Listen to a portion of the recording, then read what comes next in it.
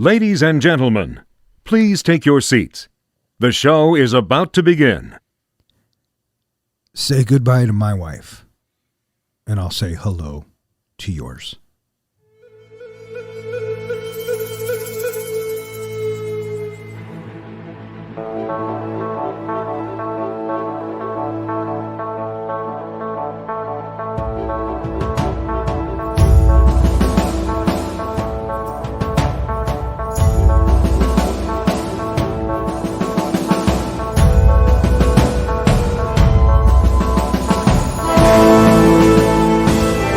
Welcome back. You are listening to Three Guys in a Flick. This is where we review the good, the bad, and the absurd. Tonight's episode, Bone Tomahawk. Beware, spoilers. Coming to you from my basement, as always, my name is Don, and to my right we have our comic book guy, John. Howdy, partner. And to my left we have the Professor, Ken. Pleasure. How you guys doing tonight? Doing all right. Yeah, so far so good. You? Well, Not too bad. You made me watch a Western. I did. And why did I make you watch a Western? Oh, that's right. This is our last, thank God, of the genre picks. So I don't have to hear about musicals or food movies or road movies ever again. What about period pieces? I was just going to say that. And what I'm going to say to both of you is, fuck you. The greater good. No, it's greater good. So yeah, we are talking about Bone Tomahawk. This was my Western. And if you are wondering why I chose Bone Tomahawk, continue to wonder. I already am. Are you? I think it's because there's something wrong in your head. Well, that very well may be true. However, I recommended Bone Tomahawk because when it came time to Westerns, the first one that popped into my head was Wyatt Earp. And the reason why Wyatt Earp popped up was because we had done Tombstone. And so I was thinking Wyatt Earp. But then I started thinking, you know what? They're expecting me, or at least I think the professor was expecting me to pick Wyatt Earp. Yeah. So I wanted to come up with something different, and for some reason, the poster or DVD cover art of Bone Tomahawk popped into my head, and it's the one with Kurt Russell, and he's looking all Kurt Russell-y. And I remember you and I, Professor, had talked about it years ago. And when it came time for a Western, that's where my head was at. And I know for a fact, John, you had never seen it because, well, you don't like Westerns. How long ago was it when you first saw this movie? It came out in 2015, so probably 16, 17. That's what I would guess. And did you see it on TV or did you see it in the theater? No, I saw it on demand. On demand, okay. Yeah. And I'll tell you what, it made a lasting impression. As far as Westerns go, I thought it was really good. As far as, I guess you could call it a horror film as well, really good. So, yeah, I was excited to watch it again, and I'm glad I did. And now we're going to talk about it and see what you two first-timers thought. But before we get into that, let's talk about how this movie did. It was made for $1.8 million, and it only grossed $481,000. But because of word of mouth and DVD sales and Blu-ray sales, the total domestic including video sales, was $4,298,658,000. I was shocked when I saw that the budget was that. And Yeah. that is what they made that for. I was shocked. It took them 21 days to shoot this film. 3 weeks. Insane, right?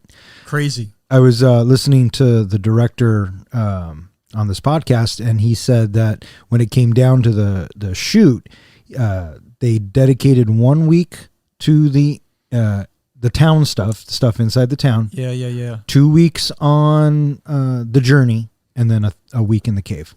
So if you think about it in those terms, I mean, that's pretty fucking impressive. Really efficient filming. Yeah. And they obviously reused sets because where was that cave from? I'm going to go ahead and say it was from the first Iron Man. It was, in fact. That's awesome. Yeah. Yeah. That's so call back to Marvel. Yeah, there you go. Anyway, I was really surprised that this movie made as little as it did. I mean, that is pennies to make that paltry amount. Yeah, it was also released as unrated, and I'm wondering if that had anything to do with it. Because once it got to video, I mean, it kind of blew up. So Yeah, it's got a potential maybe to be a cult movie, maybe. yeah, I've read it has quite a following. It was released on October 23rd, 2015. It was directed by S. Craig Soller, written by S. Craig Soller, stars Kurt Russell, Patrick Wilson, Matthew Fox, Lili Simmons, Richard Jenkins, Evan Jojanjic, I think, Catherine Morris, Sid Haig, David Arquette, and Fred Malmand. So this is Zoller's. This is his directorial debut, isn't it? It is. Correct. And he also wrote the story. Yes, he did. He's actually, he's written like 5 books. Or no, I'm sorry. There's more books. This is like the 5th Western he's written. So. An interesting thing that I read was they went through a bunch of script revisions before they made this movie, but then they ended up using the very first script. Yeah. First draft. Yeah, so the first draft of the script is virtually the same as the shooting script that they use at the end.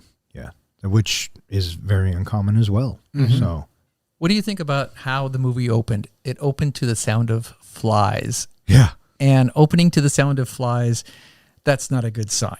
right. I think the sound design in this was great. Did you know there was no ADR on this film? Everything you heard was on-set audio. No shit. Yeah.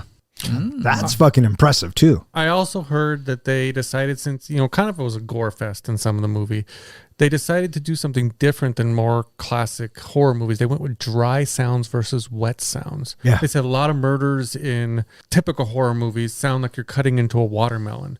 They wanted it to sound very dry because it was out in the dry, arid desert. Yeah. I thought this film was pretty impressive overall, and we'll get into it in much more depth. But before we do that, John, what defines a Western? A Western is a literature, film, or television genre. Westerns are primarily set in the American Old West between the 8th century and the late 19th century, and tell the stories of cowboys, settlers, and outlaws exploring the Western frontier and taming the Wild West.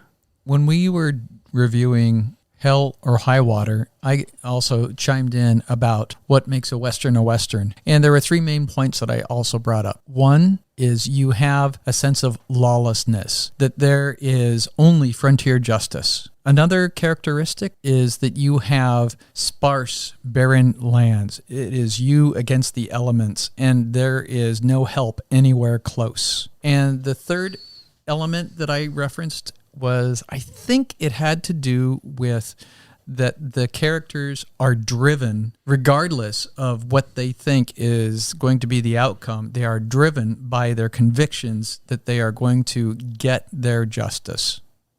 This movie seems to hit all 3 of your points. I was just thinking of the exact scenes that were in this film to your points, right? So yeah, for sure.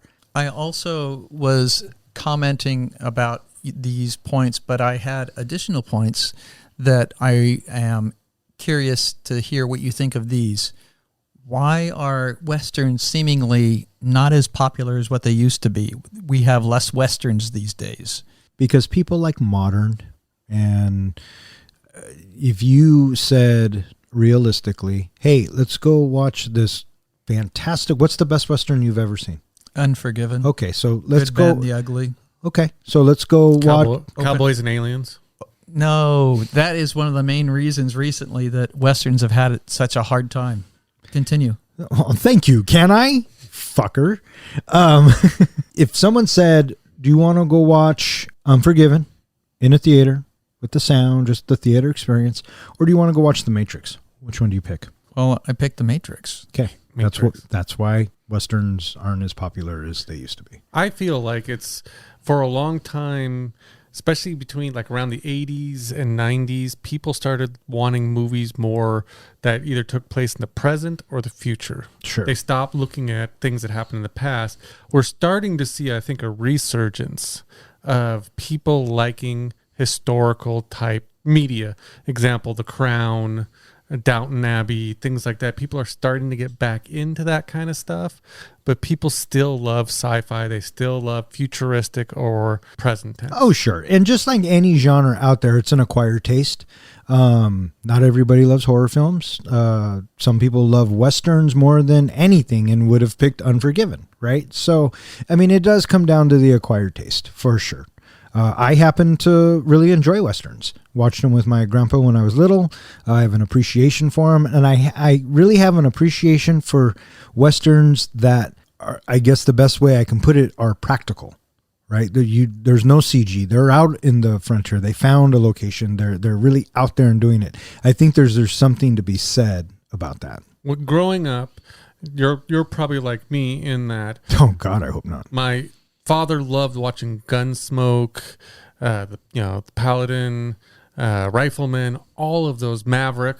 Well, your dad has a great taste. So growing up, got to see a lot of it. I'm surprised that, the taste never stuck with me. I'm not. Yeah. You don't strike me as a Western guy, not by any stretch of the imagination. Dad still loves okay. a good Western. Well, tell Rick to come on down and let's watch a Western. And we'll review it. I think he submitted one for our future user picks. I think he did too. Yeah. Okay, Rick, you need to come down here and talk about it with us, buddy. What do you got? What do you think of Westerns? Do you generally like them? You like Westerns. I got a soft spot for Westerns. I own probably a dozen Westerns in the library, at least that. Yeah. Yeah, I enjoy them. But here's some thoughts to consider about Westerns today. The problem in making a Western is they're pretty expensive to make because you need to make everything. Mm-hmm. We don't have the set. We don't have the town. We don't have all that stuff, the period pieces of the older guns and such, and renting out horses and all that jazz. Another big deal is the Chinese market. The Chinese market is overtaking the world market for when it comes to movie consumption. And the movie consumption is not necessarily about the American history anymore. Sure. And so the Chinese market is starting to, if you want to pay your movie off, it has to do well overseas. And there's 1 billion people over there that, are they going to consume your product or not? Oh, yeah. Another issue is that the genre of the Western has changed. In World War I, World War II specifically, your cowboys are seen a little bit like U.S. soldiers are. They are heroes. And by the time we get to the 70s, things are a lot more complicated, and you have just as many anti-heroes as you have with heroes. And then in the last, maybe 10 years, not quite that, things have gotten so polarized, so politicized, that it is hard to find a footing of what you want to have in your Western that represents somebody who you're willing to get behind. Mm-hmm. Another issue that they also have is that they're not action movies. They move at a lot slower of a pace. And this slower pace, people aren't acclimated to it anymore necessarily because they're used to that instant gratification of this happens and then this happens and then this happens, as well as, the CGI-ness of things. Sure. Right? You can make things more spectacular. Think about, what it looks like, with Helm's Deep, for example. Holy moly, that is majestic looking. What do you get in a Western? You get a shootout. And rolling hills and dust bunnies. I got to say the last Western that, besides Hell or High Water, that really stuck with me was Hateful Eight. That I felt like for a while maybe that's where Westerns were going. The Hateful Eight was good. I enjoyed it, but it's also very much a Tarantino film. And so if Westerns were going to go toward Tarantino, well, I don't know. Again, I enjoyed The Hateful Eight. It's not one of my favorite Tarantinos, but I enjoyed it. Yeah. I will say this about The Hateful Eight. It came out the same year as this movie did, and Kurt Russell looks exactly the same. Why is that? Coincidence? But, unfortunately, he doesn't make it out alive again. Well, yeah, well, I will throw out this too. Quentin Tarantino was asked about this movie, and he said he really enjoyed it. Yeah. I guess this filmmaker was really likes Tarantino stuff too, and I like Tarantino stuff too as well. Mm-hmm. I think I would watch this over The Hateful Eight. I would too. I think. No offense, Quentin. Because I watched Hateful Eight in the 70 millimeter theater experience. I was with you, fuckhead. Yes, you were. Okay. I wasn't invited.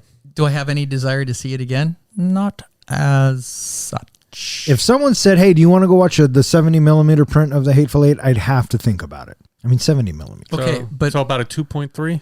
Okay, but watching it at home.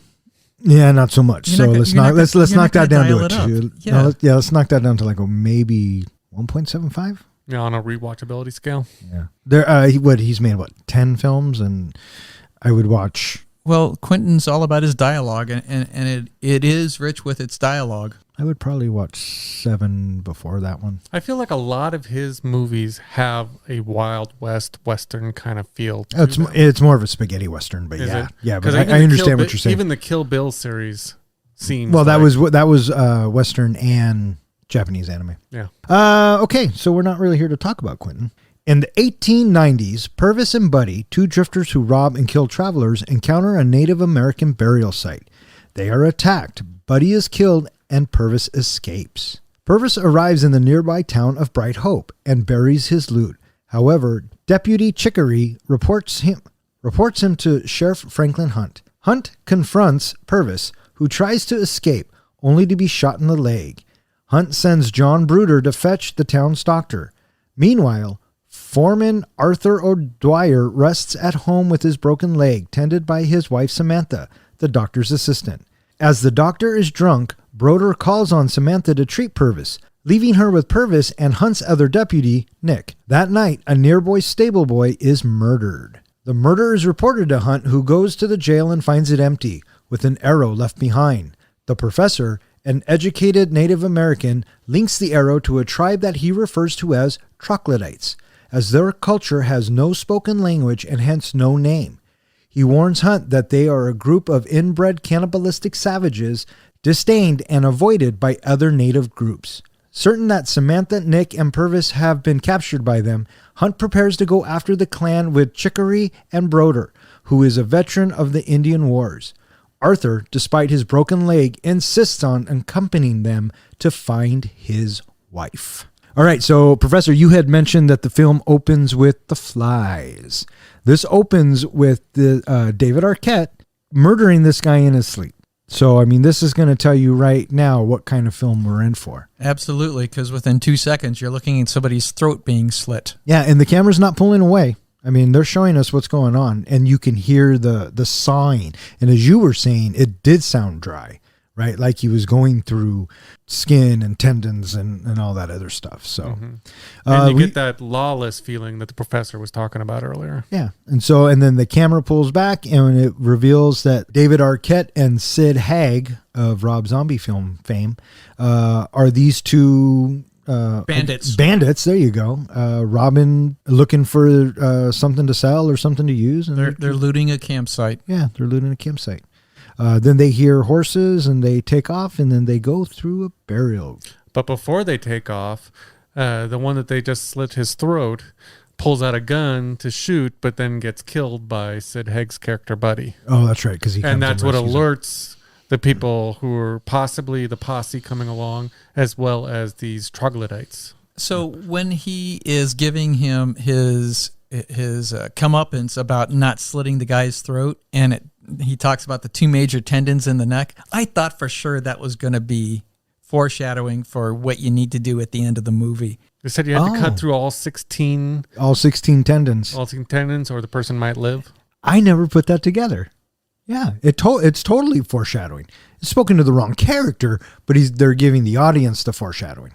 Yeah, but it didn't necessarily come to fruition at the end of the movie, but I thought for sure it was, that's going to be for the end. It helped the end. I mean, because he takes out the whistling thing from the troglodyte's throat, right? And so he had to cut through all that stuff. Yeah, and the sheriff also cuts off the leader's head. So he does. Yeah. So, he did cut all of those. Yeah. But we jump ahead. What do you think of just the opening? I always can't get enough of Sid Haig. I love him in just about everything. And I wish we had a little bit more. I kept thinking, kill Purvis, leave Buddy. Oh, yeah. That scene, it was good. It grabbed you. And it's a cold open. And, I dug it. And then I didn't realize that after the title card, the little caption in the lower right hand, I thought it said 11 days earlier. So Earlier? Yeah. What? I know. So when we start progressing with the story, I'm like, well, fuck, how is it going to end if we just saw, 11 days earlier? But no, it was 11 days later. I was mistaken. And you see the name Town of New Hope, and you're thinking, wow, here comes a rainy cloud. Oh, I know. And then we get our introduction to Kurt Russell, who... Well, before that, there was a big thing that I didn't catch right away that makes you debate why the troglodytes came after Purvis. Now, either they just followed him to the town, but it was hinted at when he was trying to escape, he desecrated their burial ground. Yeah, he knocked over all the rocks and stuff. And that's what pissed them off, Yeah. and that's what made them follow him to the town. Otherwise, he might have gotten away. Bunch of babies. Wait, so what was your question? I just thought that was an interesting thing to point out, because you have to think of why did they follow him all the way to town, and it was briefly mentioned that he possibly desecrated their burial ground. Yeah, it's what Nick tells Hunt later on in the film. But you're right. That's why they came after him, is because when they kill Buddy, he fumbles and starts running away, and he knocks over all the rocks and stuff. And I had one question when this was happening in the beginning. I was thinking, why didn't they just walk around? That's a good question. Why not just walk around? Yeah. Clearly, somebody put forth a lot of effort. Apparently, Buddy didn't care. Yeah. So that's what you get, Buddy. Sorry. Well, my first thought was, when you're looking at these troglodytes and thinking, okay, these are some pretty nasty tribesmen out there. My first thought was, well, maybe they're just living this ritualistic lifestyle, seeing regular people as cattle, and would never have been as brutal as they were had they not had this desecration of their burial ground. Oh, no, they're cannibals. They are known for their brutality. Okay. They tell, the professor tells us that. Yeah. Not you, professor, but the other professor. Yeah. I was thinking also that, the fact that these travelers are killed by the bandits, they're going to die anyway. They're right next door to the cannibals. Yeah, and cannibals got to eat, right? That's what I was thinking too, is that what were the cannibals eating before this? Because were they just eating animals and things like that? Because they were so far out there. They were a 5-day ride, even from the local, the closest town. Well, we don't know it was the closest town. Yeah. But so were they taking people from other places, or were they sustaining off of something else? I'm going to go ahead and say they've just been doing what they're doing for so long. That's how they get their reputation. Okay. So. And then we get a quiet night at the saloon. Boy, it is dead at that saloon. That's right, because everyone's on the beeves. You guys know what that means? No. They're cattle ranchers, so they took the livestock out. Oh, they're delivering the livestock. Yeah. I mean, that's what I heard. I could be 100% wrong. You probably are. Yeah, well, it wouldn't be the first time today. Well, this is also where we get, our first introduction to the sheriff. Right away tells you that he's an old veteran of this lifestyle, that he knows what he's doing, and he can read a room and read a bad guy. And we also meet Bruder. Bruder comes in, and he wants the piano player to play, and he flaunts his money, and he gets him to play. And we immediately know that this dude's an asshole. And that's who this Bruder character is, and we get that right away. We also get to meet Chicory when he's with the sheriff, and he's the deputy, or he's the backup deputy. Mm-hmm. I always like his little line that he keeps saying, as the backup deputy, it is my opinion, or I have assessed the situation, or something like that. I really enjoyed his character. He was simple, needed taken care of. You could tell that he was having a hard time after his wife's passing, and the sheriff is kind of looking out for him, kind of his still friend. wants to feel useful. Yep, and Sheriff Hunt gives him that opportunity. So I really like the relationship they established between the sheriff and Chicory. I was trying to figure out where he fit in. Was he the comic relief? Was he, the hope for the future? What did you see a point to his character? Would the movie have been the same if they just had not had him? No. Was he the conscience of the sheriff? No. I wouldn't say he was the comic relief, though he was funny at times.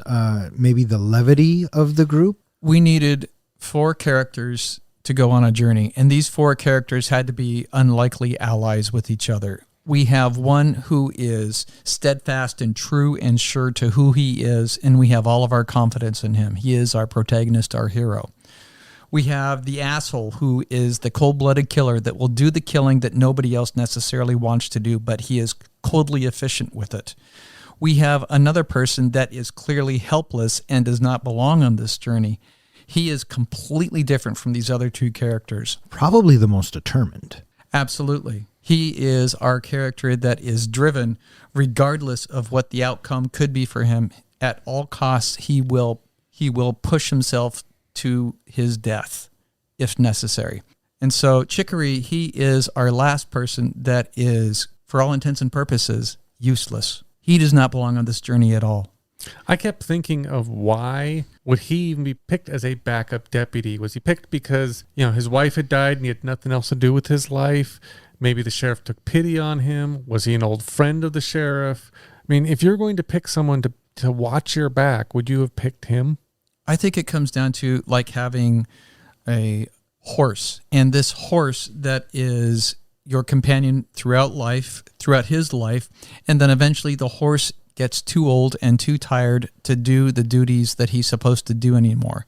Do you put the horse down? No. You just give the horse less responsibilities, less duties to do, and you just wait for time to take him. I think you're overthinking it because I didn't care because the relationship that they established with Kurt Russell and Chicory, so Hunt and Chicory, I believed it. And just through their chemistry alone and their performance, I didn't need to know why he picked him. You could tell that he was kind of inept from the beginning, and you could tell that Kurt Russell has shown him pity, or not even much pity, but shown him kindness over and over and over again. And so I felt like their relationship has already been established, so I didn't care why he was picked. All that it really matters that comes down to is because we believe in Hunt, what Hunt believes in, we believe too. Well said. Arthur's character and his evolution. I thought it was interesting. They start off with a guy who's pissed off about losing his job because he broke his leg, and he's so focused on that. And he's focused on himself, being pretty selfish, not really paying much attention to his wife. All she wants is him to read this letter, and he won't even do that because he's too embarrassed or whatever. And just in a whole world of self-pity. Who then turns into, I have to do everything to save my wife. So I thought that was a kind of a nice evolution of that character. Yeah. Patrick Wilson did a great job. I bought it. And he did such a good job that every time he struggled to do anything, I bought it. Mm-hmm. When he was trying to take off his boot and examine his wound, I thought he did an amazing job. And it was a good character. Yeah. Good character for sure. How can you not flash with moments in your head of what kind of pain must he be feeling as he's slowly pulling that boot off? Yeah. Yeah. I was rooting for him. The whole time. How can you not? Yeah. I honestly, throughout this movie, did not think he would make it. I thought he would either be the first or second to go. Okay, so that's a great question because I am eager to know that. The journey begins with these 4 thoughts, gentlemen. Who is making it back home? My original thoughts were Arthur, the husband, was going to get offed pretty quick. I figured the gunslinger would go at some point, and I figured the sheriff was going to go. I really didn't see Chicory making it back either. So I thought all 4 of them were going to have a problem, and somehow the woman was going to make it out of it. I thought that given the professor's warning, it doesn't matter how many you send, it's not going to make a difference. You're not going to come back alive. I thought because of that, Kurt Russell would make it back with the wife.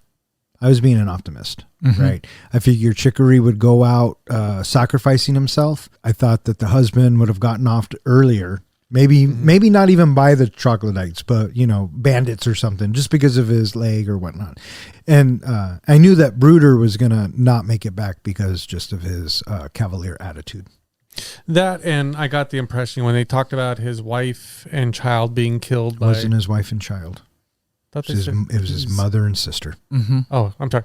So as they talked about his mother and sister being killed, he kind of had this, suicidal look to him, like he just didn't care anymore whether he lived or died. Sure. So I got the impression of he was going to go out in a blaze of glory. Yeah. I agree with that. For me, I thought that Chicory was going to go first, Bruder was going to go second, and then it was a toss-up, 50-50. One of the two, either Hunt or Arthur, are going to make it back, but I was leveraging and thinking it's going to be Hunt that makes it back with his wife.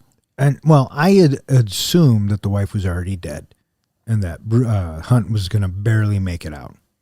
Maybe kill the last one or whatever. But that's where I saw this story going the first time I saw it. I also thought that when they were going to get there, they were going to discover that these tribesmen, these troglodytes, were planning a big attack on the town, that there's going to be more than just 12 of them, and that now that they had found new hunting grounds, they were moving towards the town. Oh, interesting take. We get to the point where David Arquette comes to town. And I know this bugged you, John, but every time we saw David Arquette in the opening, and actually even these scenes too, his teeth were white and then they were dark. They were white and then they were dark. Did you notice that, Professor? Not at all.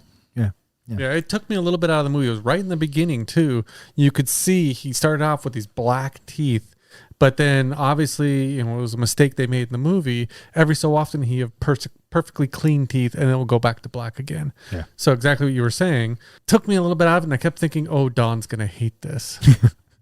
Yeah. And surprisingly, there are other goofs in the movie that you asked me about earlier, and I said that I didn't notice them because at that time where they're at, and maybe we'll get there, I was more focused on the characters and what was going on because that's what the story did for me. It pulled me in with the characters. This is very much a character piece, right? And I thought it was the way it was written in the dialogue and the way everything was delivered. I was just captivated by the performances. Were you expecting for Purvis to be such a short-lived character? Yeah. I thought maybe he was going to have some sort of redemption and go out in a blaze of glory as well. No.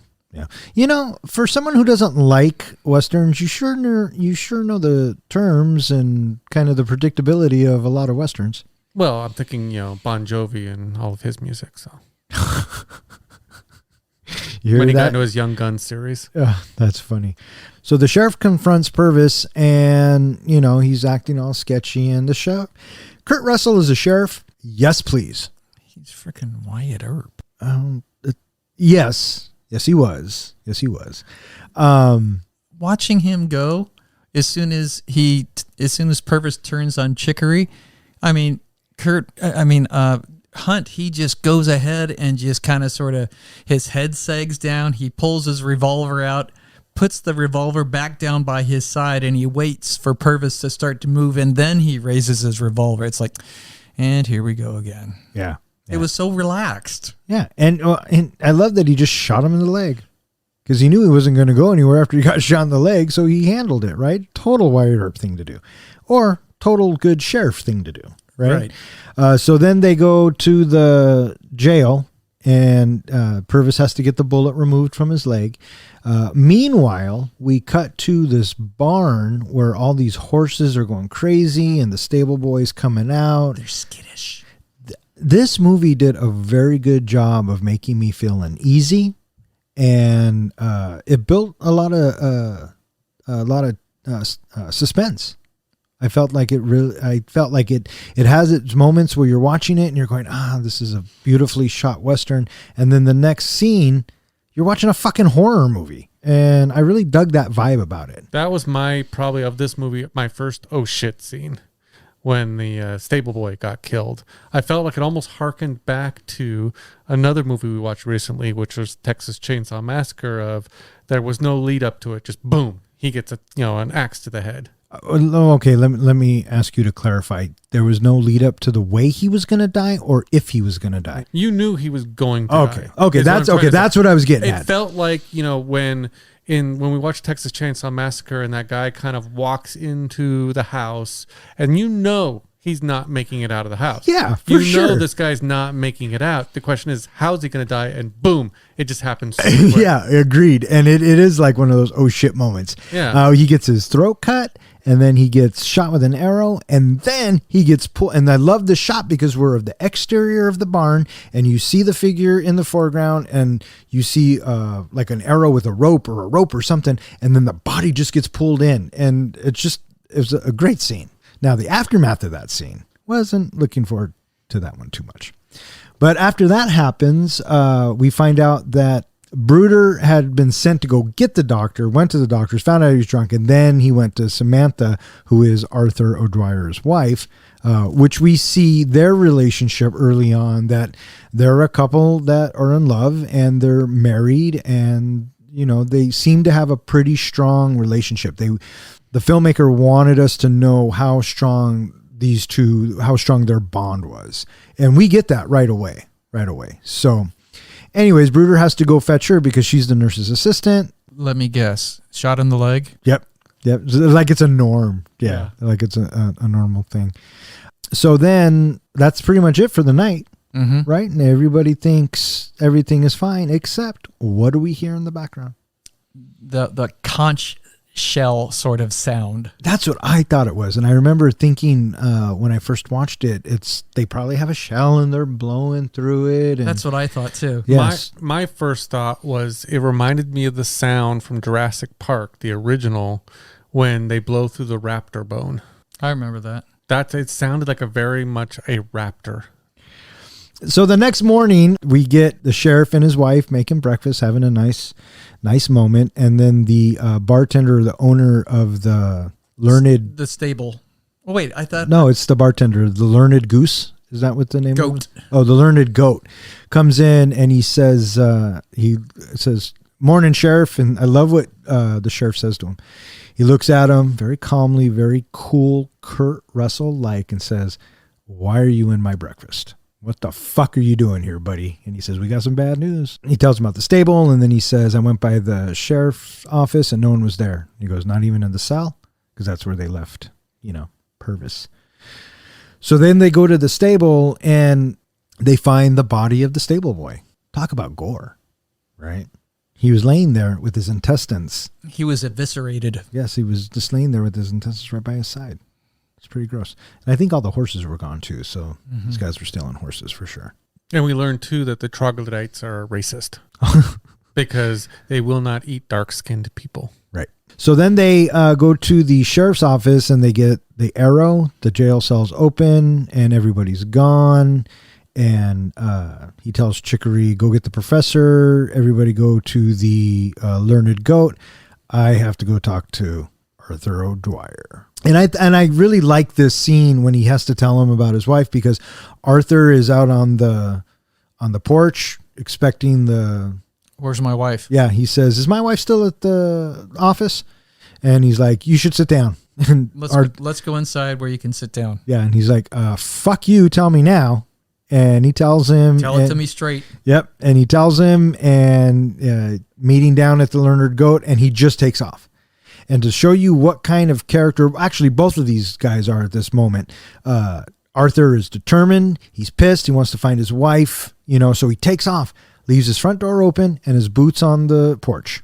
The other thing I got from this part too is at no time did the sheriff try to talk him out of it. Absolutely. And you couldn't.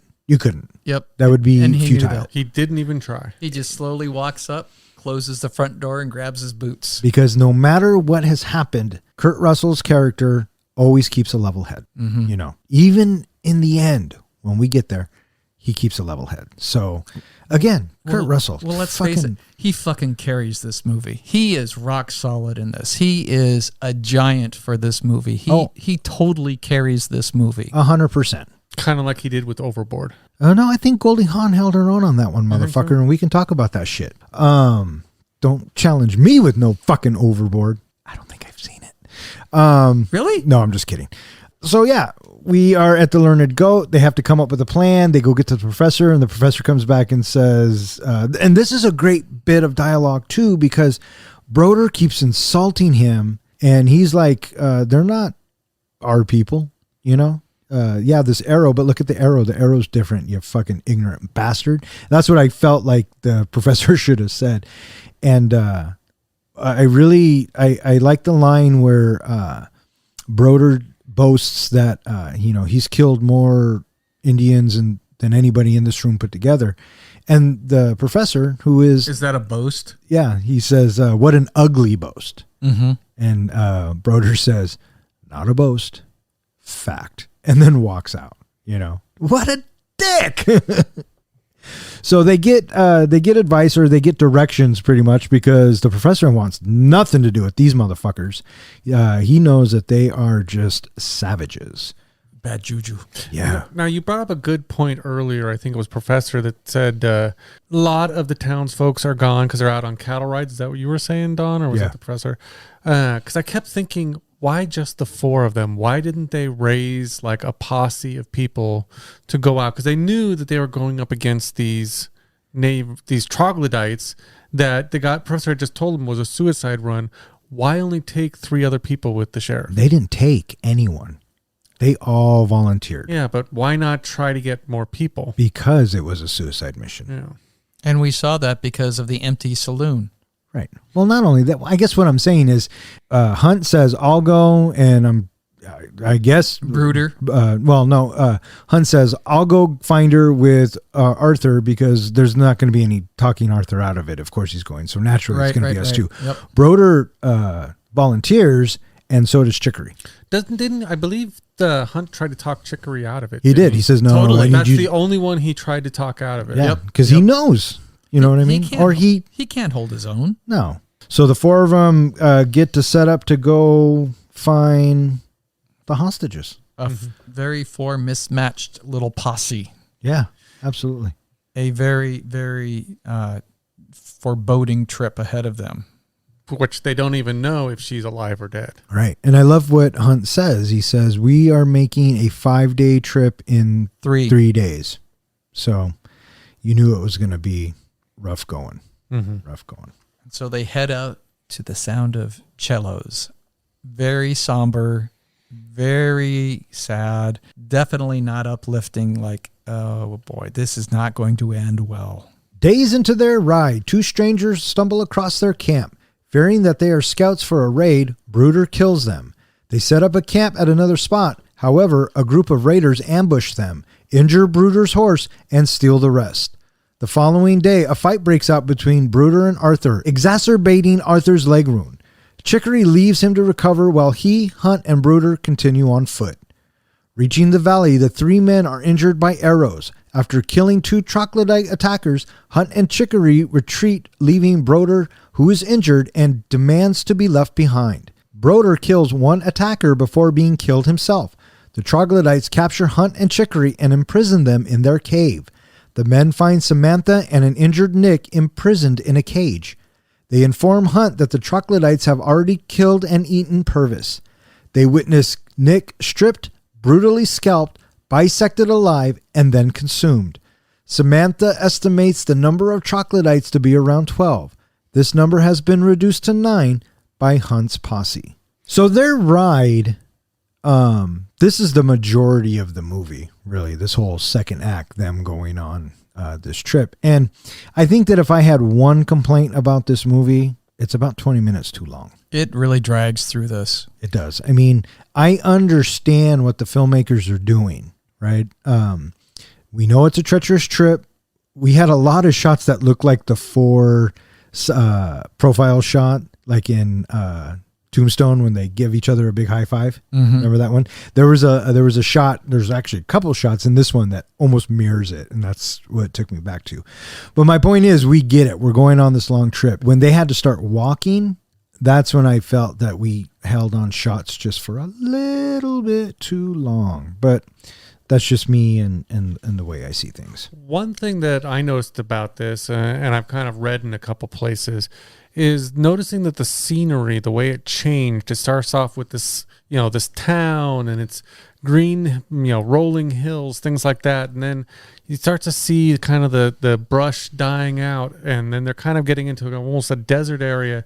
And by the time they got to the cave area, it looked very prehistoric. It was like they were going back in time in that whole journey to the point where they're getting to these cave dwellers. Wasn't that awesome? So I thought that was clever, the way the director and the folks kind of designed that. Yeah, and just out of curiosity, Did you kind of notice that when you watched it, or when you read about it, you went, oh? I noticed it when I watched it, and it was confirmed in some director's notes, I believe I read. Yeah, I mean, I heard him say the same thing, but yeah, I didn't realize. I think you told me that a couple of days ago, and so when I watched it last night, I was watching it, and I'm like, oh, that's so cool. You can totally see it digress, I guess, if you will, from civilization to caves, right? So that great on them. Great on the filmmakers for that. I gotta agree with you 100%, though. I thought this dragged out a little long. We didn't need all of the stuff. We didn't need the campfire talk, about the reading his book in the bathtub. I didn't really gain anything from that, except for, again, a little bit of levity or a little bit of who this Chicory character is. The bandits coming into thing, I think, kind of showed the dangers they were in. So that kind of, I could see that working out. Them losing the horses basically just made me think, okay, well, now they're fucked. Well, see, that's funny that you say that, because this is where you and I will disagree. Yes, we agree that it's too long. My thinking of it being too long is the travel scenes. I enjoyed these dialogue scenes. I enjoyed their campfire. I love the bit about reading in the bathtub, because the end of that ends with Chicory going, well, I bet you Mr. Fancy Pants over there doesn't know how to do that. And he gets a chuckle, and it's just a good bonding moment between the two. I think all of the dialogue here, I don't know if I would cut any of it. I was talking more about the traveling scenes, but that's funny that you say that. What do you think? I thought that this on the road section is supposed to be helping us get to know these characters better. And in a way, we did get to know these characters a little bit more.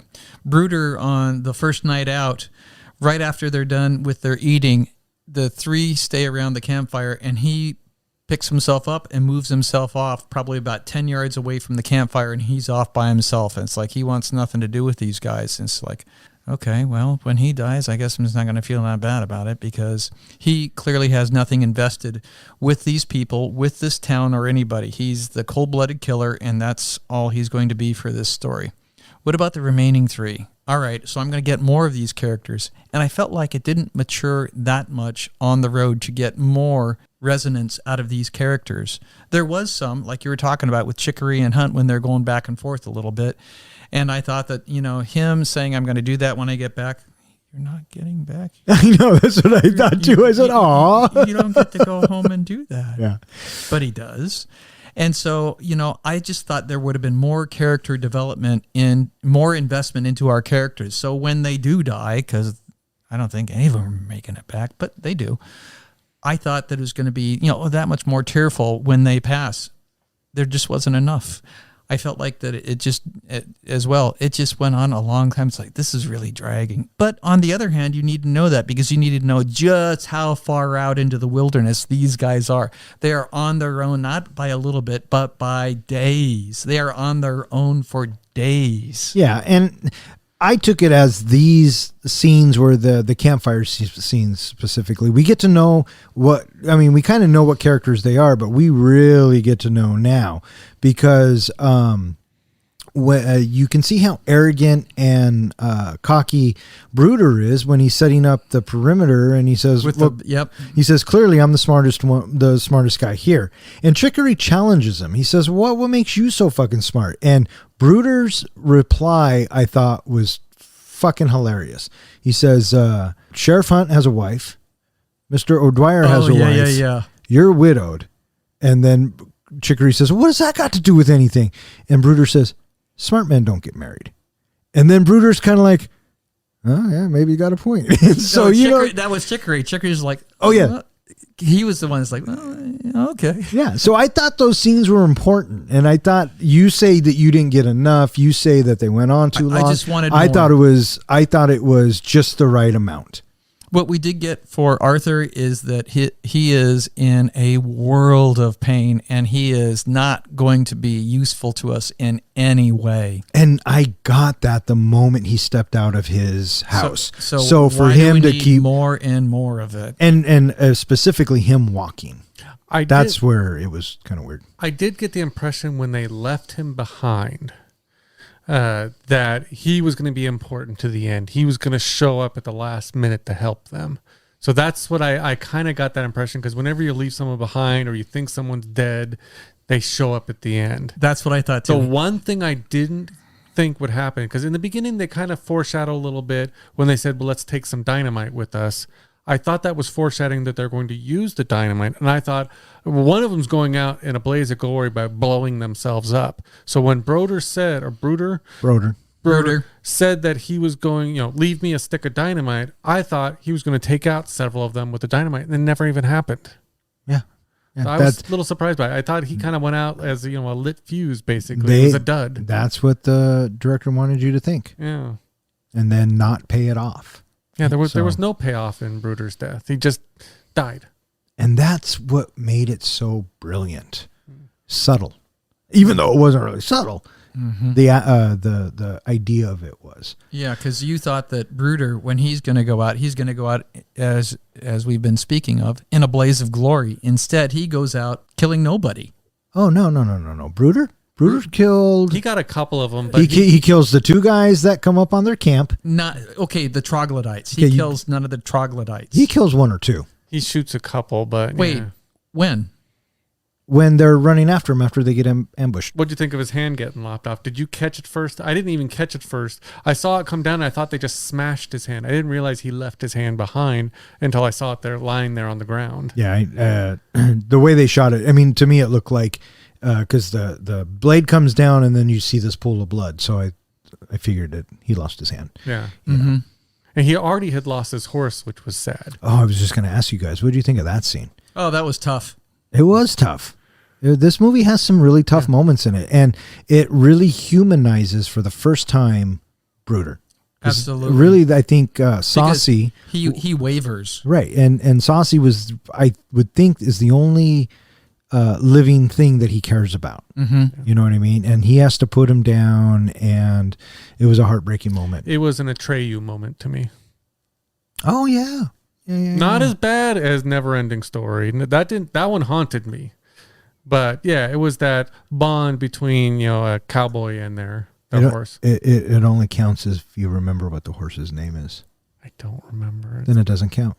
You can't have that moment. I'm not giving it to you. I'm probably blocking it out for you have to, childhood depression. You know what? From now on, you have to think of something else. You are not allowed to think of the Never-Ending Story until you can remember the name of the horse. So yeah, fuck off. Now that I've depressed the whole audience. Yeah, that movie. Yeah, well, that is a fucking heartbreaking scene. So how about having the group show up? You hear the conch shell blows at night. It's like, dude, you guys are approaching at night. Again, they're building suspense. Oh, no. I felt really super uneasy. You know what I mean? I remember watching it for the first time thinking, feeling uneasy. And then knowing how it ends, seeing it before, I felt uneasy again last night watching it. This movie's fucking good. I really enjoyed it. So yeah, they're moving along, and then they come up to, they come up to the spot where they're gonna look over the valley using the German.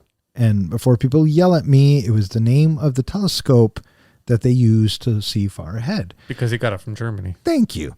And in this moment, up until this moment, Bruder wouldn't let any of them touch it. And now they're all kind of working together because they've all been through so much. So this is your character arcs, right? We've also had to leave O'Dwyer behind because his leg got too bad. Being a dumb shit and trying to knock Bruder out, he breaks his leg or breaks it even more, and they have to set it, which was a painful scene to watch. Did you think his leg was amputated? Yes. Or did you think his leg was set? When I was talking to Don the other night, I honestly thought when they were setting his leg and everything, they pulled out a big knife or a big saw, and I thought, they took the leg. When they knocked him out with the opium and all that and left him asleep, I'm thinking, they took his leg. I didn't. I thought they were thinking about it because they pull it out and they linger on it for sure. They want the audience to see this knife. They even cut to Chicory looking at Hunt going, should we fucking do this? That's how I took it, right? But as soon as he put it down on the bag, I'm thinking, they're just going to set it. Well, because didn't Chicory say something along the lines of, if they don't take the leg, he's going to die. If they take the leg, he's got about a 50% chance. Yeah, 50-50 chance. Now, the one thing kind of going right before that scene, when the two people who turned out to possibly be banditos or whatever. They weren't. He was just being a dick. But when they came into town and they got killed, or came into the campsite and got killed, when Bruder shot them, did you see that coming? Because I thought, okay, well, they're just adding 2 more to the cast, to the posse, that are going to help them along the way. I didn't see them getting shot. I didn't think they were going to be a part of the posse. I honestly didn't know where that was going to go. And it did surprise me. It surprised me as soon as he fired his gun off. I was like, oh, shit. And they kill him, or Bruder kills them, and it shocked me. Yeah, and it turns out, I think he was right. They were scouts for what was coming next. Oh, right, because they attacked him. Because they do get attacked. That's right. No, you're right. 100%. But did you see that coming, Professor? No, I was surprised how quickly they were executed by Bruder. I didn't think that Bruder would be so hasty in his decision and just act without consulting. Yeah. And he did. And then the line of... Hunt? Yeah. Oh, no. Hunt says, you had no cause. And Bruder just lays out the facts, This is what we're up against. This is the way we live. If you want to question my morals, do it later. He's trying to keep them alive. I got the impression of their guilt the way they approached the campsite. The fact that they approached single file so you couldn't see the second guy behind the first. If they really had peaceful intentions, which is what I thought was the giveaway, would have been side by side and identifying themselves right away. Well, maybe. Yeah, so that you bring up a good point. You would think that if they really did truly come in peace, they would have been side by side for sure. Yeah. So I thought that was kind of the alert, the flag to Broder just to shoot them. Yeah, maybe. So they find the valley that they're looking for. They hear the horns again, right? Mm-hmm. And then they see the skulls marking something. Oh, no. They see the tracks of the horses. Yes. Yeah, and he says, does this look like blah, blah, blah, blah, blah? And then one guy's like, yeah. And he goes, well, that's old homeboy's horse that got stolen from the stable. Then they knew they were on the right path. And this is where shit goes south. And what I enjoyed about this also was we're putting our 3 heroes in the lion's den, but every once in a while we're going to cut back to O'Dwyer and he's going to be painfully trucking along. So it gave the filmmakers a way to cut from the intense action that we're about to get to slow it down a little bit and then take us right back. Did you see the scene when they finally got to the troglodytes going down as fast as it did? No, not at all. I didn't see them, first of all, taking out Broder so quickly. Yeah. That big fight and capturing the other 2 guys. I thought, there'd be a fight, a few more people would get killed or whatever. It'd be a struggle, and eventually maybe they get captured, but not that quick. They get to the bottom of the opening of the cave, and then all of a sudden all these arrows start flying in. You're like, what the fuck's going on? And then they get jumped. Broder loses his hand. They manage to fend off You thought the other 2? ones. Huh? You thought 2 came out and Bruder shot them? No, Chicory shoots one of them with the double barrel shotgun. So there's at least 2. I thought they killed 3 in that struggle. I don't know. I have to go. Everything happened I think so they fast. said that there was 12, and then they said, well, we got 3 outside. Oh, okay. And then we get the Bone Tomahawk throw to Bruder to take him down. I was surprised that he went down without killing more. So am I. And that scene was, we almost feel for Bruder after he has to shoot his horse and he's kind of becoming a human being again. And now he is faced with his mortality. And the line he says when he decides to stay back, I'm too vain to live as a cripple. Mm-hmm. And I thought that was his moment of self-awareness. He knows who he is at that moment and he's prepared. So they leave him the gun and the dynamite, like you were saying, and I fully expected a dynamite to go off. And then the movie throws a fucking Bone Tomahawk at you, hits him in the head, and it's done. I got the impression from the very beginning of the introduction of his character that he knew they were going on a suicide run and he was planning on dying. I don't. I didn't get that. Again, I think you're overthinking it. Like he was just ready to join his sister and mother at any time. I didn't get that. I didn't get that either. I didn't get the sister and mother thing until he talks about it. So I guess maybe if I went back and watched it again, knowing that, But I guess he needed to die for the story for the sake of, oh, we are fucked. We were fucked losing the horses. Now we're really fucked that, losing our gunman. Yeah. and then we're even more fucked that that Hunt and Chicory go down and they're being drugged into the cave. Well, let's talk about that for a second. And their only hope is a guy who's on a crutch who's several miles back going at a snail pace. Who may or may not be alive. Yeah. Right, but we'll get there. So Chicory and Hunt move on. They get jumped. What did you think about the scene where the troglodyte is choking Kurt Russell and putting that bone in his mouth? I kept trying to figure out what they were doing. I thought maybe they were going to break his teeth out. Or That's what I thought too. I wasn't sure why they were putting the bone in his mouth. Painful? Yeah. Or just to hold him down more. Painful? Because you notice the other troglodyte comes out and just hits him in the side of the head with a fucking rock. Chicory gets his arm shot with an arrow. They get drug off to the opening of the cave. And I kind of like this part because the one troglodyte who makes the noise to get the rope down, he kind of had a predator stance. Yeah, he did. Yo, you saw that too? Yeah, just his profile of his head and the horns around his jawline and the way he carried himself when he raised his head up. Yeah. He looked like a predator. It totally reminded me of the predator. And then these ropes come out of the cave. I wonder if that was on purpose to give him that hunter look and feel. I don't know, maybe. So now we get up to the cave, and yeah, here we go. They are imprisoned in a cage, and they find out that Samantha is alive, and Nick is alive. And but ill. Purvis has become puppy chow. Yes. Oh, and I liked how matter-of-factly Samantha said that. What about Purvis? They ate him. Yeah. She just said it so matter-of-factly. You could tell she was in a bit of shock. Well, she also has carried herself throughout the movie with this sardonic attitude. She has this cold humor about her.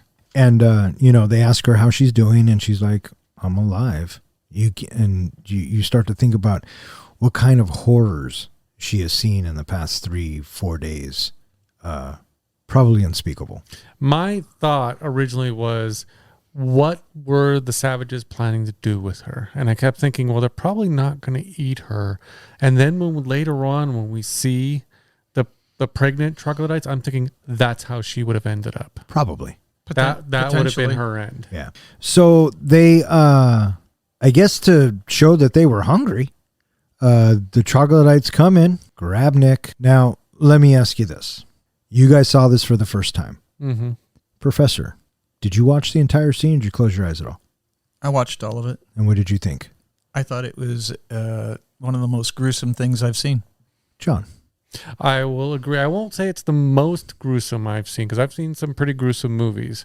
But I will say that the combination of having Nick talk to Hunt while this is going on, I think added to the suspense and added to the, I didn't think it would be so dragged out how he was killed. I thought, what the fuck just happened? This scene, even last night, I knew it was coming.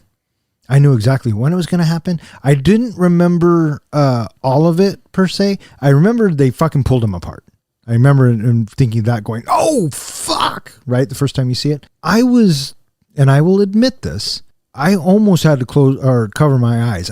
It made me feel that uncomfortable. And I don't think a movie has ever done that to me since I was in 4th grade in 1984.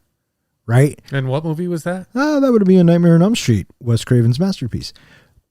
That scene, I don't even think brutal is the right word. It was beyond brutal. And it was all practical. So they kneel Nick down, and you're right. He's talking to sheriff, and he's telling the sheriff, you were right about Purvis. He killed a bunch of people. He did this, he did that, and he desecrated their burial ground. That's where this comes in at. And then they fucking scalp him. And the look on his face and the prosthetics they used, rough to watch. But I think what was even more rough than the scalping was that they took the scalp, And shoved it in his mouth. and then took a fucking nail or a piece of wood and hammered it in the back of his throat. And I think you're right. It was so they didn't have to hear him scream, right? That was my initial thought, but I also, at first when I saw them, first of all, he was naked, and they had him kneel down, and they started to scalp him. I thought, oh, they're just doing this because they want to hurt him. And then after they did the nail in and the scalp in his mouth, like I said, I thought to quiet him down, it just became like they were, killing a deer or killing, Right, basically preparing food. Right. So they fucking put the scalp in his mouth. Then they turn him upside down. And this whole time, Hunt and Chicory and Samantha are watching this. And they literally cut him down the middle and pull him apart. And if you notice, when they pull him apart, his intestines fall out of the back. All the entrails fall to the ground. Oh my God. And it was practical. And the camera did not pull away. It showed us all of it. And you're right. They were just pulling him apart so they could eat him. And it looked like, obviously they had done this once or twice before. I mean, they were old hands. It was just normal, casual. This is how we prepare meat. And the screams while the Bone Tomahawk was coming down. Chilling. I did like the line where they started the cut. Ooh. Yes. But I did like the line of Hunt telling him that there's a posse on the way. Yeah, had to give him some sort of hope, right? Because, and then Chicory was like, there's no posse on the way. Why'd you do that? Because I had to give him hope. No, he said because that would be the last thing I would want to hear. Yeah. And Chicory goes, I may have believed it. You know what I mean? So more character building that neither of you liked. So yeah, this scene, in my opinion, is probably the most disturbing scene I've seen in a movie. How many more times can I say scene? I think ever. Yeah, we get that scene, and now all hope is lost. Mostly.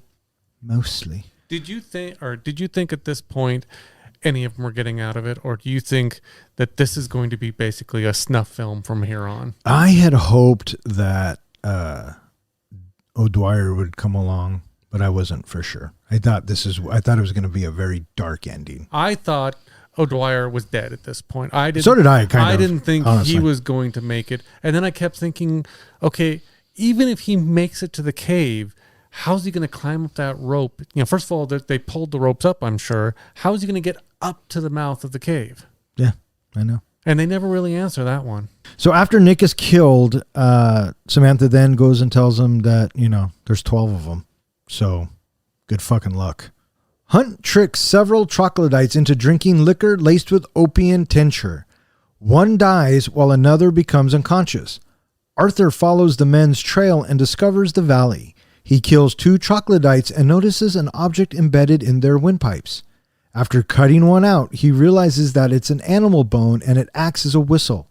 He blows through it, luring another troglodyte, and then kills him. In the cave, realizing 2 of their clan were poisoned, the troglodyte leader grows angry.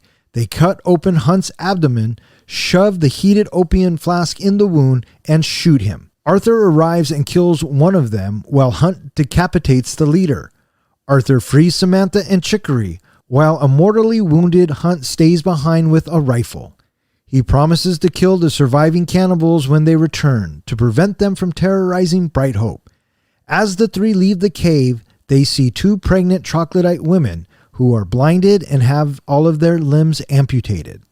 Arthur blows onto the troglodyte whistle with no response, and they hear 3 gunshots, implying that Hunt has killed the remaining cannibals. End movie. So I did not see.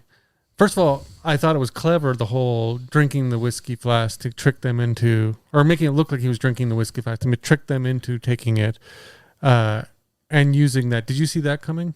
No, and once it started happening, I'm like, oh, that's really all they've got, right? They have no hope of ever getting out of there. These, for savages, these guys know how to keep prisoners.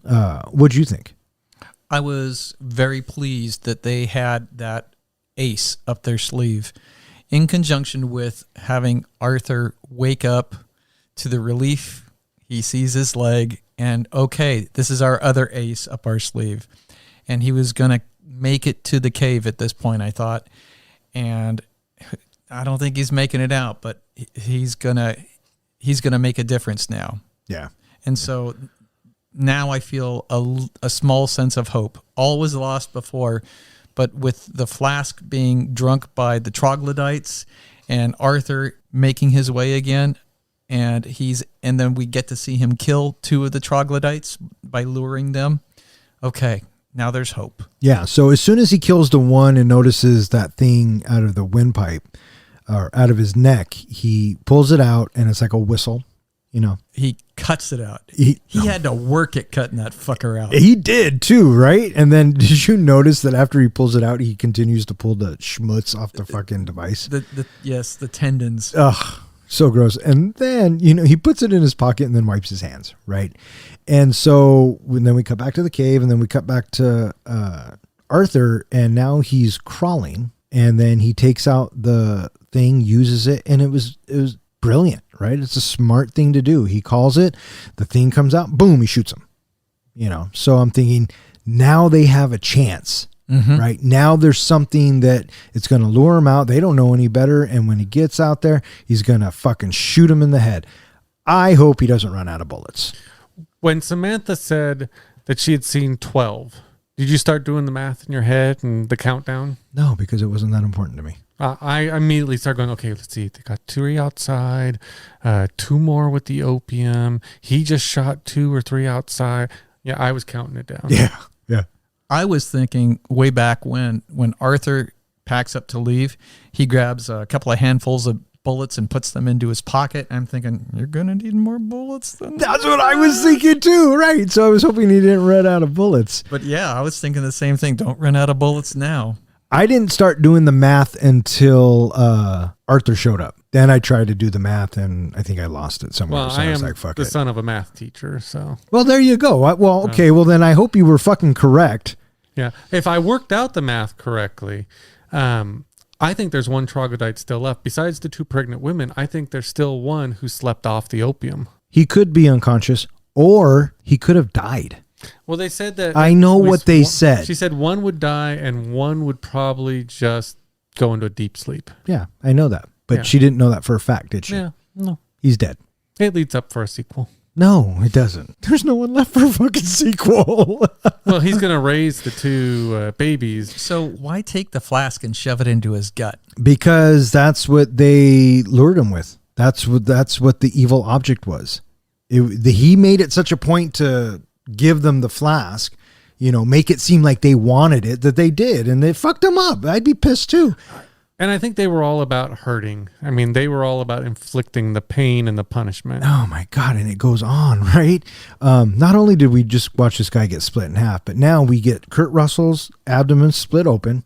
And then as soon as they cut to the flask on the fire, I was thinking to myself, what the fuck are they going to do with that? I like that I saw that the troglodytes had the wherewithal to use a cloth to pick up the fucking flask. You notice that? Mm-hmm. And then they just stick it in that wound. I thought they were going to put it all the way in. I thought that too. Dirty. And no, they leave half of it hanging out. So fucking brutal. Absolutely brutal. What'd you think? I was thinking that somehow he's going to get the repeater rifle back, since they appeared not to know how to work the rifle. Oh my God. And when they were putting it on his junk and oh my God. Could you, I don't even want to fucking talk about it. Yeah, that would have probably been over. Oh, fuck. So yeah, they can't fire the gun. But did you notice that he keeps clicking the gun and the hammer keeps going back? Mm-hmm. Do you know on a Winchester like that, it wouldn't do that? You'd have to cock it. Oh, okay. The hammer will not slam forward unless it is cocked. Right. So now we're down to the final zenith moment of the movie. Arthur shows up. He starts firing. We have the main troglodyte get decapitated. But after he got his foot chopped off too, that was gruesome awesome. scene. Yeah, but at that moment you're like, yeah, motherfucker. Absolutely. I don't know how Kurt Russell's doing it, but he's got this fucking flask sticking out of his abdomen. Yeah, but even at that point when he had the flask sticking out of him and he's been shot, I still think he's making it out of this alive. Oh, you're such the optimist. He's going to be a cripple. Which is ironic. He's going to be pretty beat up, but damn, that guy can live through anything. Yeah, and then he decapitates this motherfucker, and we think, okay, now we have a chance. And this movie did such a good job at putting me at unease that after that moment and they're freeing everybody and getting them out of the cage or something or the other, I kept saying to myself, hurry up, get out of there now. To answer your question, how did Arthur get up there? He went up the back way. So we don't know if it was as steep as the front way. He said, what did he say? He said something like go around the back way. Yeah, Oh, but he says it in that an makes more old-time sense. Western slang or something. Now, yeah. when they were getting up and they were kind of leading them their way out of the cave and seeing the two pregnant troglodytes, I really thought this was going to be another oh shit moment, that they were going to come upon a room that Samantha had not seen and seen like 30 or 40 more of them down below. Oh, I was really hoping that wasn't the case. Yeah, I really thought that this is not just going to be a tribe of 12. There's going to be more of them. I was so on edge with them getting out. Again, they did such a good job building the tension, in my opinion. I just wanted to get the fuck out of there right now. So, but yeah, these women were amputated, and they had like wooden stakes shoved in their eyes. Yeah. How did that not kill them? I don't know. How do they continue to live like that, to be baby making machines? They're just baby factories, yeah. Yeah. I don't know. And were they troglodyte women, or were they women that they abducted? That was my first thought, that they were probably women that they abducted. Yeah, and that's what I was thinking that they were going to use Samantha for as well. But Yeah. But she got rescued. And my first thought was, are they going to put them out of their misery on the way out, or are they just going to leave them there to starve to death? Actually, it's funny that you say that. The director said that he left it up to the imagination. He said he made the scene so you would talk about that scene. They pause on it on purpose. They show Arthur and everybody look at the bodies and have that moment of should we or shouldn't we, and then they walk out. So he really thinks that doesn't matter either way. I just kept thinking that was another thing that they were adding that was going to haunt this couple in the future. Just seeing that in their minds. Oh, this couple's fucked. Yeah. And so is Sheriff Chicory now. So, Yeah, well, that was the other thing I thought of, is now that Hunt is dying and Nick is dead, this makes Chicory the head lawman for Bright Hope, and now Bright Hope's fucked. well, not necessarily. Again, overthinking it. I'm sure when he got back, the mayor and his wife had the good sense of not making Chicory the sheriff and getting someone new. Maybe a guy by the name of Wyatt. Maybe. Who knows? So we get out of the cave, and then it shows them walking along the countryside. Do you notice Chicory picks up a rock because he doesn't have a weapon? Yes. I thought that was a nice touch. Yes. Nice touch. Go on. I'm sorry. And then we hear the 2 gunshots, followed by one more gunshot. And then a few moments later, Chicory, lose the rock now.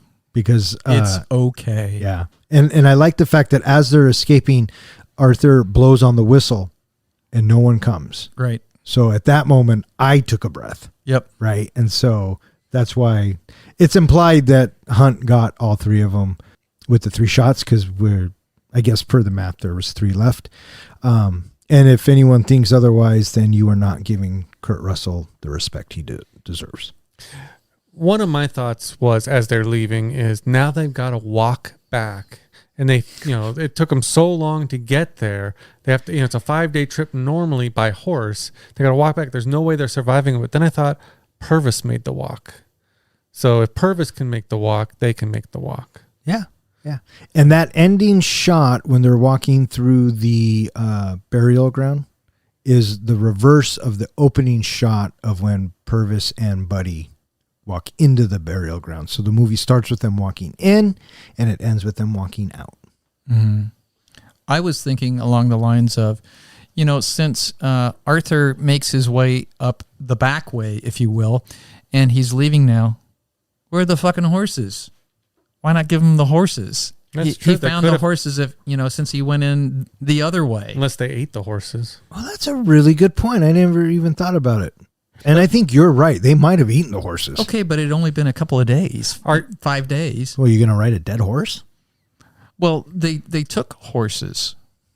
And so I'm thinking they were gone it's only been 5 days. Maybe they eat a horse a day. I don't know. I think it's a pretty dire trip back, though, because it was considered to be extremely risky to let him keep his leg. Arthur's leg now has a lot more wear and tear on it, and now he's got a 5-day walk back on it. He has a few meager possessions under his arm, I think, and then the wife Samantha, she has the saddlebag over her shoulder, and that's all they got. Purvis has, Chicory has nothing, and you are going back into the wilderness for a 5-day hike. Good luck, brother. Hey, they have each other. I do want to take a quick poll. Did Arthur keep that leg? No. I think Samantha took that leg. I think you just like the poll. Well, there is that. But I have a better question. I don't think that leg survived. I think that Arthur, because the sacrifice he made was to get his wife back, he was losing that leg, and he knew it. Yeah, well, I don't care. And the last thought that I had at the very end of the movie, which I'm certain that you two had as well. How the fuck did Chicory survive? How did he end up living at the end of this movie? You thought for sure that he wasn't going to make it. No, my initial thought was, now their lives are in his hands. Yeah. They still have to do the bandits on the way back. I was happy to see Chicory make it out alive. He was a good dude. He was a good guy. Well, yeah. Simple. I was glad that he made it out. Well, yeah. How did he do it?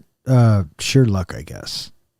Plus, you had Kurt motherfucking Russell at your side. A.K.A. Jack Burton. A.K.A. Wyatt Earp. Bad ass. A.K.A. Snake Man. Plissken. Call me Snake. Yeah, for sure. Fucking Kurt Russell. Loved him. And so the movie ends with more cellos. Mm-hmm. Mm-hmm. Very minimal on the music, and that was very deliberate.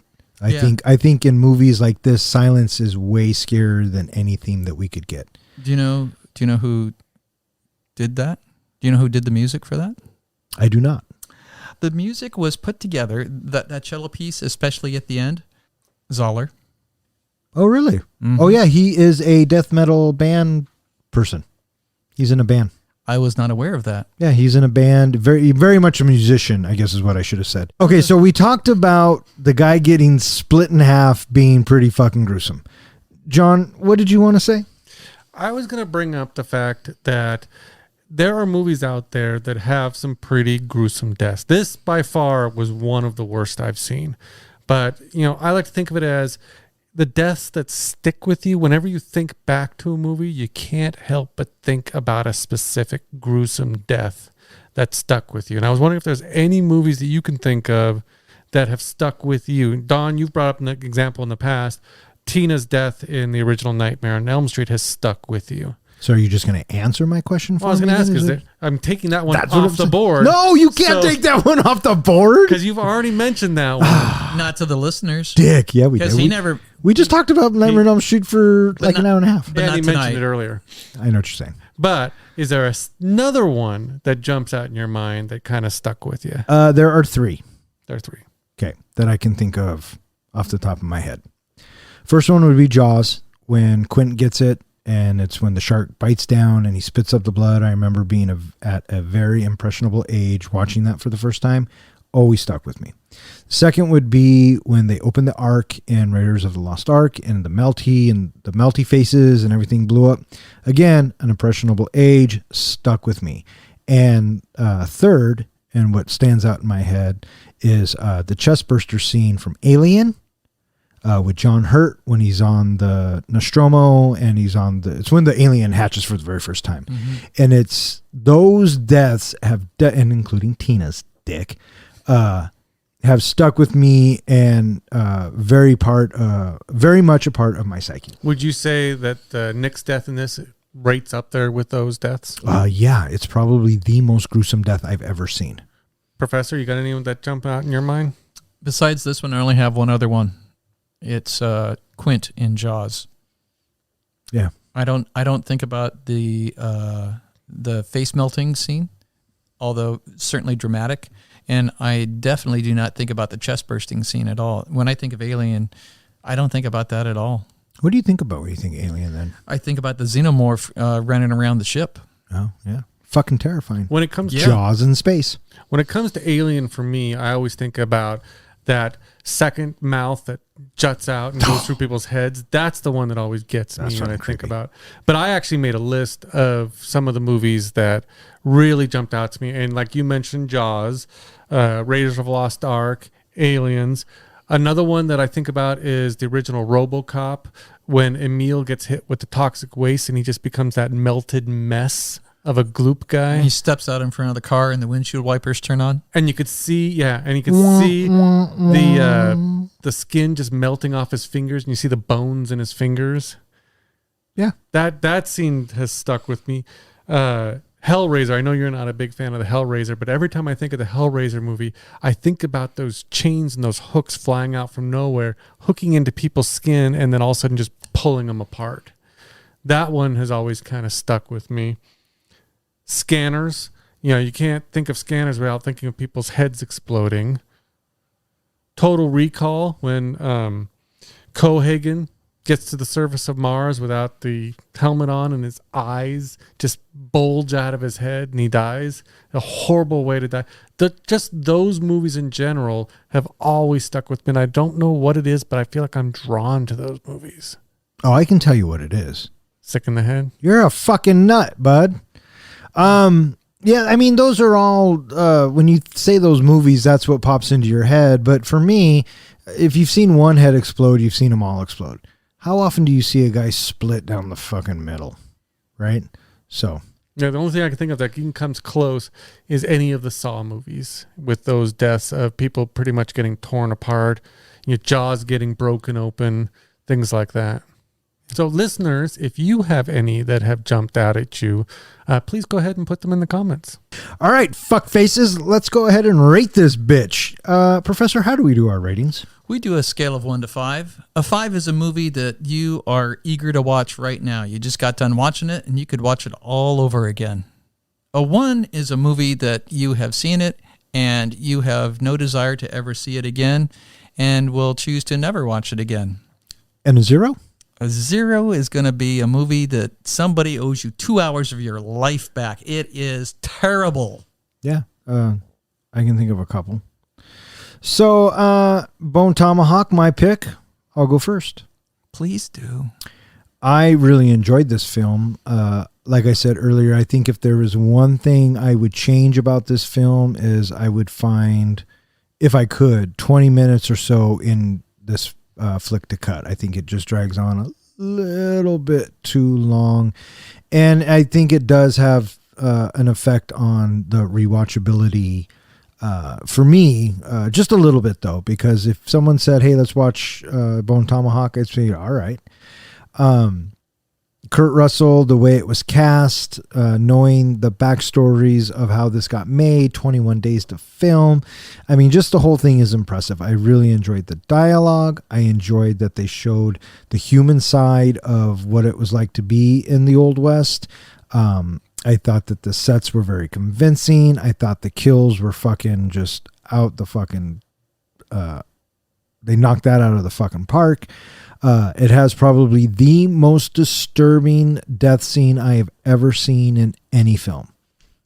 Number 1 is Bone Tomahawk for me. So with all that being said, I am going to give Bone Tomahawk a 3.75. Wow. Okay. Can I go next? Sure.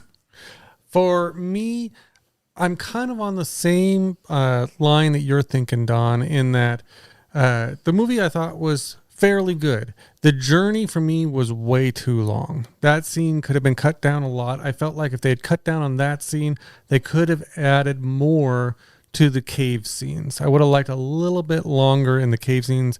I understand that they were going for the uneasy and the jarring effect of everything happening so fast and so brutal, but I would have liked a little bit more of that cave area and the action scenes than the journey scenes. For me, rewatchability, I'm glad I saw it the first time. I can't see myself going back and rewatching it. If someone said, "Hey, I just rented Bone Tomahawk. You want to watch it with me?" I'd probably pass. If it was a group of friends, maybe I'd watch it. If it was, came on one of the movie channels and wasn't unedited, because I think they'd edit the hell out of it to show it anywhere on TV, I might watch some of it. I might want to try to fast forward to the journey and watch the cave scenes a little bit more. So for that reason, since it doesn't hold much rewatchability for me, but I loved the character development. I loved the characters. Couldn't get enough of Kurt Russell. I'm going to give it a 2.0. All right, Professor, you're up.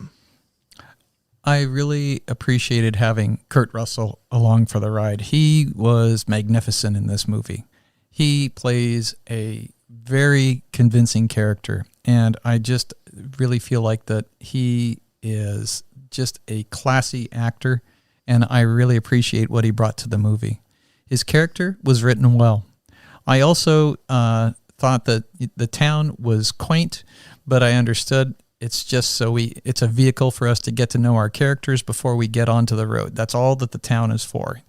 And then once we get out onto the road, all right, it's kind of sort of got a Searchers vibe where you are alone out in the wilderness, making your way with nobody else around you, and you're just on your own. And once we get to the third act, that's quite a third act. I cannot think of a more dramatic situation when we are there in the cave. But, Samantha, she has a wonderful line. I love what Samantha says.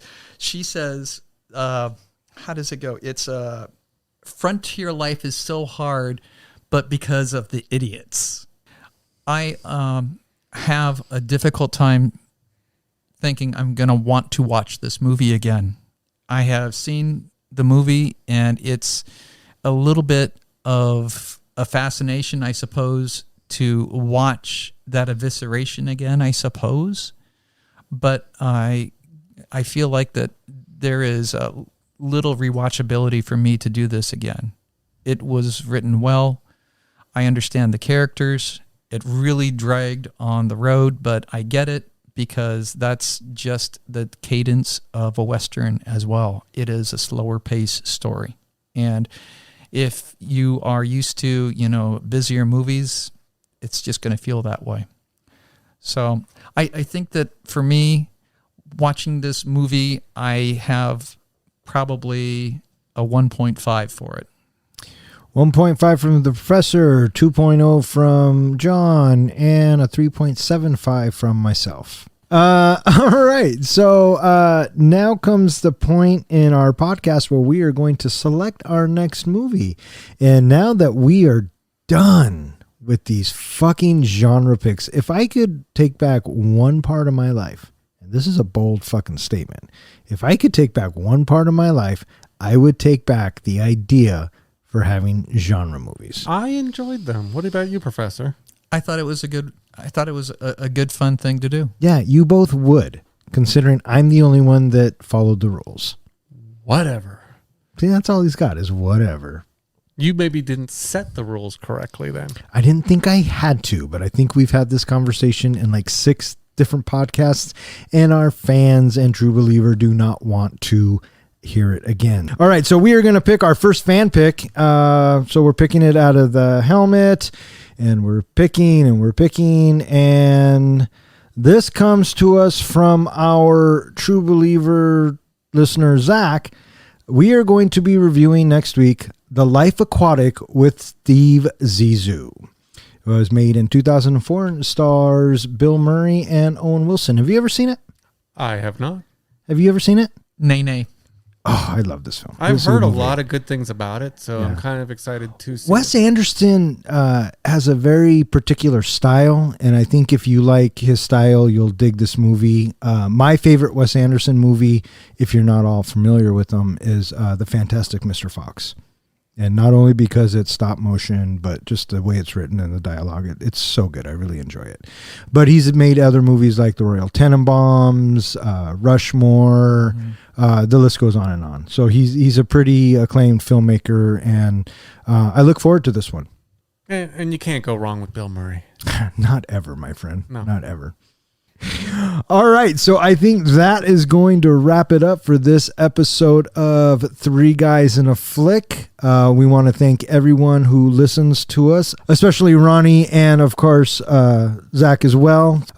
Hey, John, where can they find us? How would I know? Hey, Ken, where can they find us? In your basement? You guys are fucking killing me. They can find us at any popular or unpopular podcast hosting site. We're on iTunes. We're on Spotify. We're on them all. They can find us at our website, threeguysinaflick.com, as well as Instagram, which Don has been updating to. We're on Pinterest. We are on lots of different social media, Facebook, Twitter.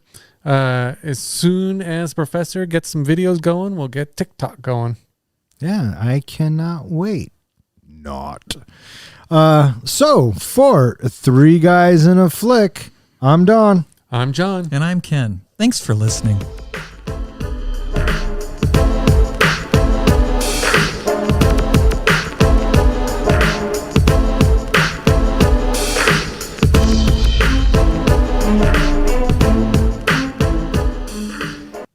I picked Bone Tomahawk because I knew what it was. Do you have the list of like who submitted it? Yeah.